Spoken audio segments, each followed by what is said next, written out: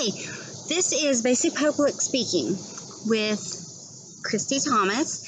Hey, ladies and gentlemen. So, this series of videos that I'll be posting in the next few weeks, along with assignment videos, is all about topic. Choosing topics, researching topics, and the contextual research of topics. Okay, to preference this, just like every other video and every other topic that we do, you can find the chapter reviews or lesson reviews, learner reviews for lessons, and PowerPoint presentations under the context headers. These are under the topic header.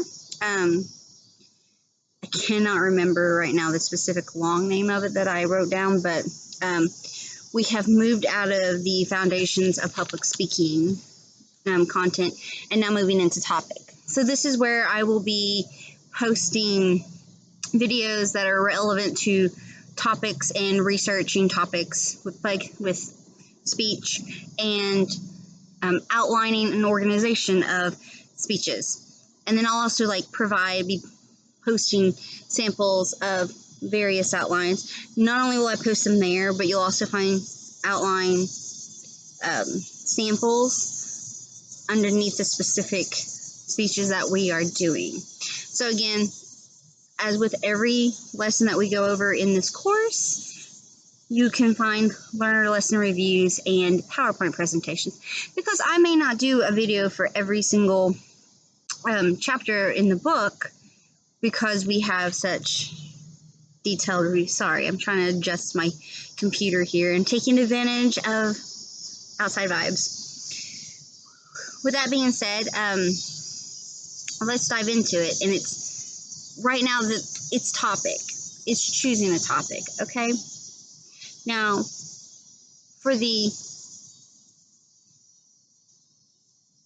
for this course, I choose your topic. Well, I don't choose your topic. I choose your theme. I choose your speech genre that you're going to speak under.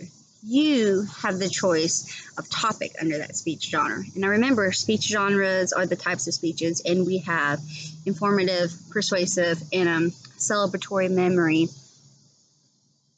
tribute speech. Those are your three main speech topics, and that's what we cover in this course. So those are your speech genres. We already discussed that a few videos ago, if you recall. So let's talk about choosing topic. This was mentioned in chapter 1. I don't know if I mentioned it in the video, but it was in your chapter review about invention. Greeks and Romans coined this term, and invention is the process of discovering materials and arguments for a speech.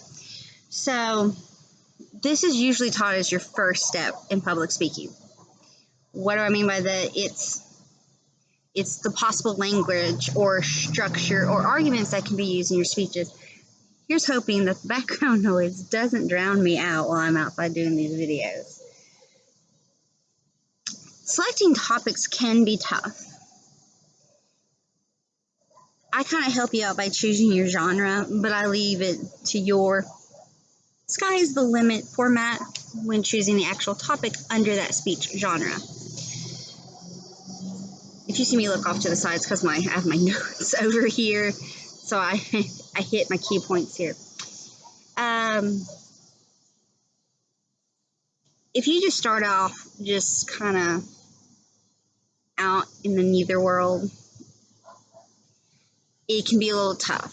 So a way to help narrow down your topic choices, there are 3 basic questions.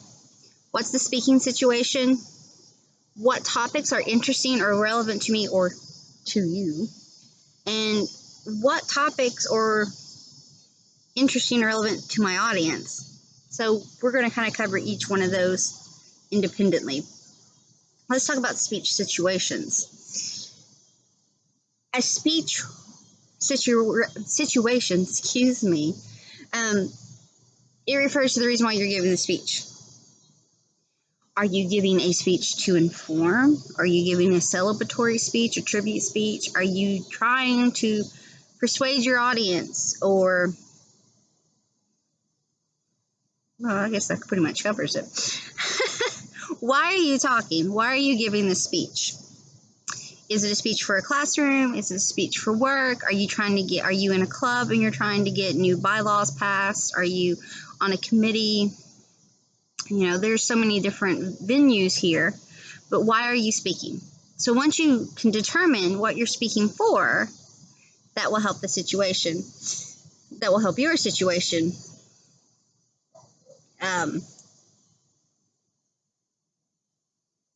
Each speaking situation has unique context and constraints. This also kind of falls underneath what's relevant to your audience, which is the third question. What do we mean by that when we kind of tie those two in together is that perhaps you're giving informative speeches. Are you giving an informative speech to a group of preschoolers, sixth graders, graduating seniors, graduating college students, or a room full or a virtual room full of your work peers?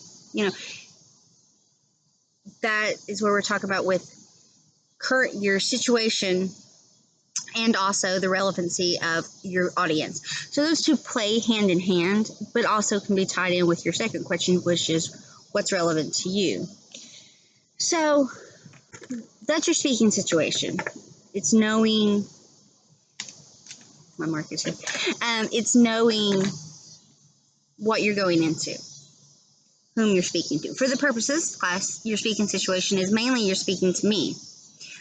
If we were fortunate enough to have an in-person class this semester, the speaking situation would be you're a room full of peers, because these are students you've gone to school with. Mostly juniors and seniors. I think there's a few sophomores that could be in there, but you're mainly juniors and seniors, and a lot of them are in your graduating class. So these are kids that you could possibly have known since kindergarten. So your speaking situation would be me in the class. Whereas right now your speaking situation is mainly just me, because we're not meeting in person. So, that kind of helps us a little bit with our,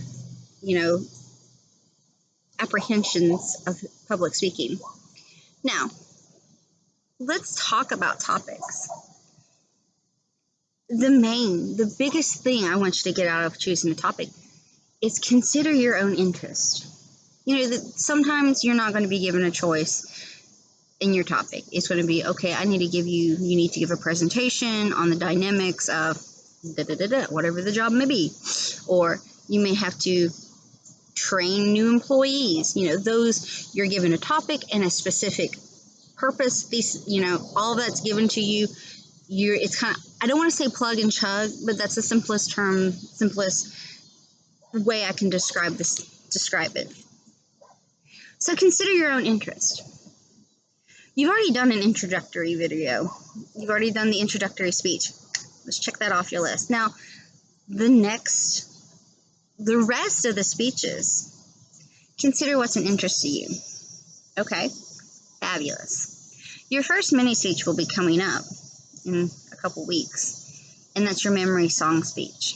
Of course, you're going to pick a song that means something to you, an artist or an album that means something to you, that has a connection to you. When you pick a speech, so we'll go away from that, because that's a pretty specific topic that I've chosen for you to speak on.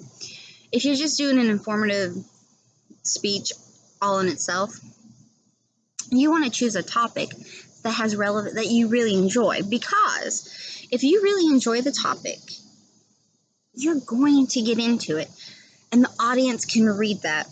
Why do I say that? Have you ever walked into a room and it's almost energy draining?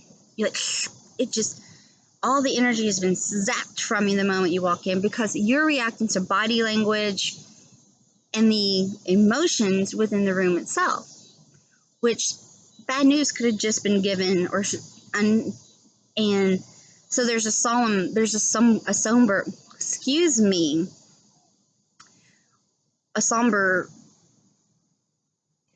aura of the room, and you're feeling that.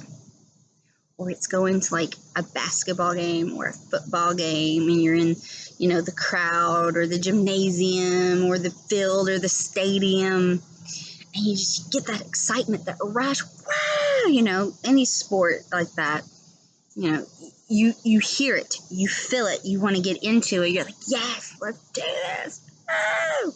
That's what I'm talking about here with considering your own interest. Well, that falls under it. The more you're into something, the more you're going to be into speaking about it. The more knowledgeable you'll be, and your body language will also exude this. So the audience gets that, they catch that vibe. Yes, there it is. They catch the vibe that you're putting off, and we want to put off good vibes. We want to entice our audience to really sit up and listen to what we have to say. And the best way to do that is choose a topic that interests you. Now, let's talk about considering your audience. I talked about this before. It's knowing whom you're going to speak to. Is it a group of peers? Is it a group of senior citizens? Is it a group of elementary school students? You're going to change how you speak to whom you're speaking to. If you're part of a group and you go to local elementary schools and you do little presentations or little skits or whatnot, but you talk to them afterwards, you're going to use language and tone that they're going to be more receptive to. Now, if you were to give that same topic to an older audience, you're probably going to change your language to reflect that. And your tone. That's considering your audience. It's also,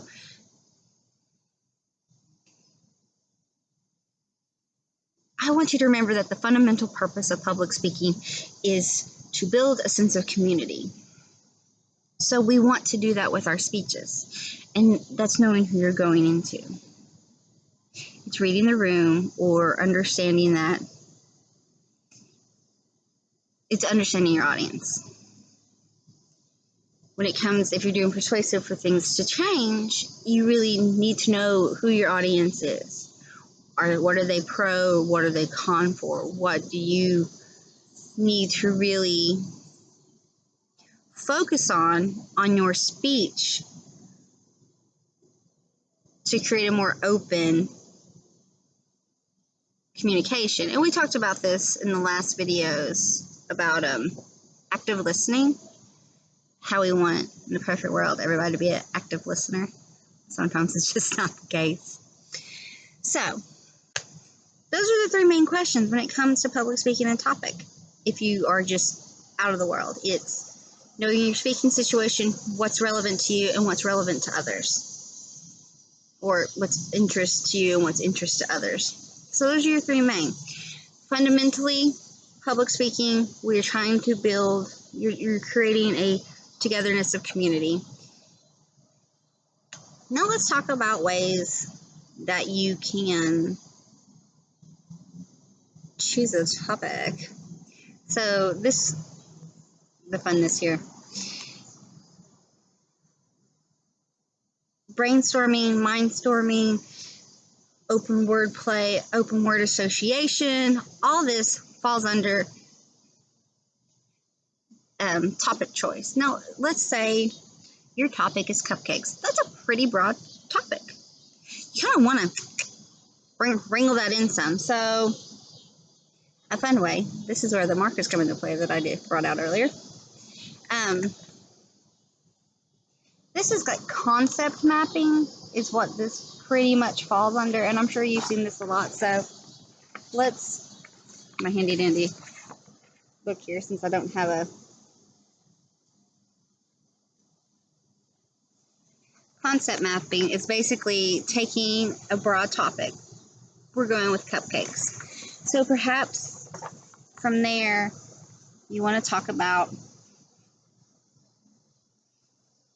from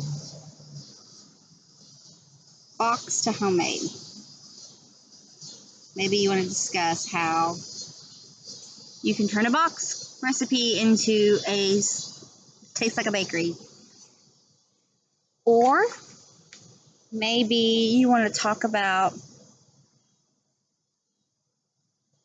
sweet versus savory. Okay. Or maybe you really want to get in depth and you want to talk about the history. Like, who was the first person to decide, let's take a big cake and make a little cake.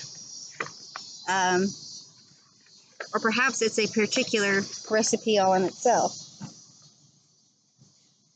Or, I don't know, a few years ago, I don't know if you guys noticed this, but there was like a resurgence in cupcakes. There were all kinds of cupcake reality TV shows, and Sprinkles was real big because Sprinkles had the cupcake vending machines. I think they're still out, but like there was like a resurgence booming the love of cupcakes. Anywho, as I go forth, so this is mapping. It's where you take a broad subject and you kind of just go off from it. Let's do another one. Like, I'm sure you need to see another one. I'm sure you've done this throughout grade school, high school, school period, but gives me a visual to show you what I mean with brain mapping. So, whoop. The kid's gonna be angry I'm using their paper. It's concept mapping, so this is all that you do here. So perhaps you want to talk about,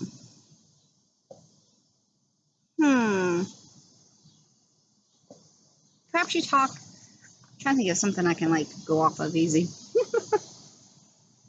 Usually food is where I go figure. Anybody else have like love for food? I do. Yeah, sweets, my weakness. Let's talk about pizza. So concept mapping is pizza. Maybe you want to talk about where it originated.